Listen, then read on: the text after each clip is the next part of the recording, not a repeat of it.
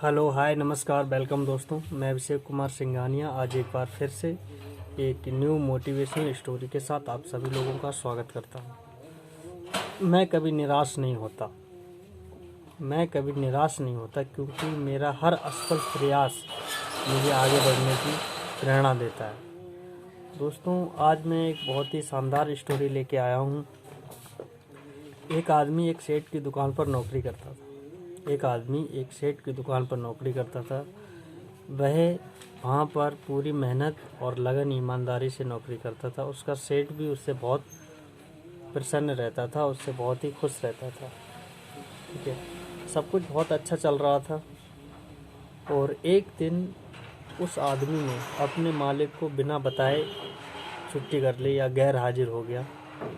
तो उस दिन उस जो सेठ था उस दुकान का, उसका सारा जो काम था वो रुक गया। जब वो दूसरे दिन वापस आया तो उसके मालिक ने उससे कुछ नहीं कहा और उसके मालिक ने सोचा कि ये इंसान हमारे यहाँ पर इतने दिनों से काम कर रहा है और बहुत ही ईमानदारी से काम कर रहा है। ठीक है, हम इन्हें जितनी तनख्वाह देते हैं, पता नहीं इतनी तनख्वाह में इनका गुजारा कैसे होता होगा। तो उस मालिक ने उसकी तनख्वाह बढ़ाने का डिसीजन लिया और अगले महीने से उसी महीने से उस व्यक्ति की तनख्वाह बढ़ा दी। जब 1 तारीख को उस आदमी को तनख्वाह दी गई तो उसे बढ़े हुए पैसे मिले तो वह आदमी हैरान रह गया और वह आदमी कुछ भी नहीं बोला और चुपचाप पैसे रख लिए और चला गया। कुछ दिनों के बाद सब कुछ बढ़िया चल रहा था, वो आदमी भी खुश था, मालिक भी खुश था, दोनों का कम्युनिकेशन बहुत अच्छा चल रहा था, काम भी अच्छा चल रहा था। एक बार क्या हुआ कि बिना बताए उस आदमी ने फिर से छुट्टी कर ली। फिर वो जो सेठ था वो बहुत दुखी हुआ, बहुत परेशान हुआ, क्योंकि उसके ना आने से उसका जो काम था वो रुक जाता था, उसका बिजनेस जो है ठप पड़ जाता था। ठीक है, दूसरे दिन जब आया तो उस जो सेठ था दुकान का, उसने कहा कि हमने तुम्हारी तनख्वाह बढ़ाई लेकिन तुमने अपने काम की जिम्मेदारी नहीं समझी, है ना। तो फिर एब्सेंट मारने लगे, छुट्टी मारने लगे। तो फिर उस मालिक ने उसकी जो तनख्वाह थी, जितना वो पहले उसको देता था उतनी तनख्वाह उसने उसको फिर देना शुरू कर दी। लेकिन वो आदमी कुछ भी नहीं बोला और चुपचाप अपने काम में मस्त रहा। जब उस मालिक ने उसकी तनख्वाह बढ़ाई थी तब ना तो उसने उसको थैंक यू बोला, ना धन्यवाद कहा और चुपचाप पैसे रख लिए। जब फिर दूसरी बार क्या हुआ कि जब उसकी तनख्वाह कम कर दी गई तो भी उसने चुपचाप पैसे रखे और अपने काम पर चला गया। उसने अपने मालिक से एक शब्द भी नहीं कहा।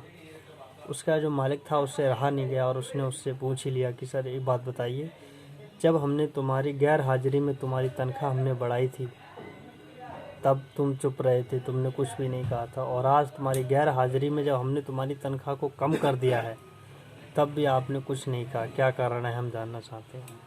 तो उस व्यक्ति ने बताया कि जब मैं पहली बार नहीं आया था उस दिन हमारे घर में एक बच्चा पैदा हुआ था और जब आपने हमारी तनख्वाह बढ़ाई तो हमने ये सोचा कि ईश्वर ने इस बच्चे के लिए ये जो पैसा भेजा है, पोषण भेजा है, हमने ये सोचा था। लेकिन जब दूसरी बार मैं एब्सेंट हुआ और जब आपने हमारी तनख्वाह कम की, उस दिन हमारे घर में हमारी माताजी का निधन हो गया था।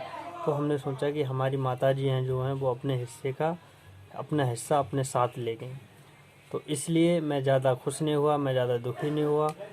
तो उसका मालिक ये बात सुनकर बहुत ही गदगद हो गया, बहुत ही प्रसन्न हो गया और उससे अपने गले से लगा लिया।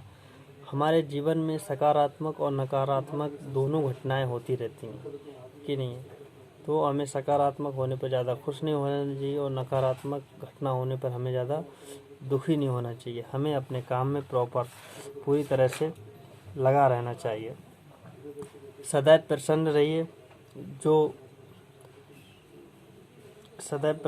जो प्राप्त है वो पर्याप्त है, जिसका मन मस्त है उसके पास समस्त है। तो आज के लिए बस इतना ही। Wish you all and be the best. Thank you very much. Have a nice day.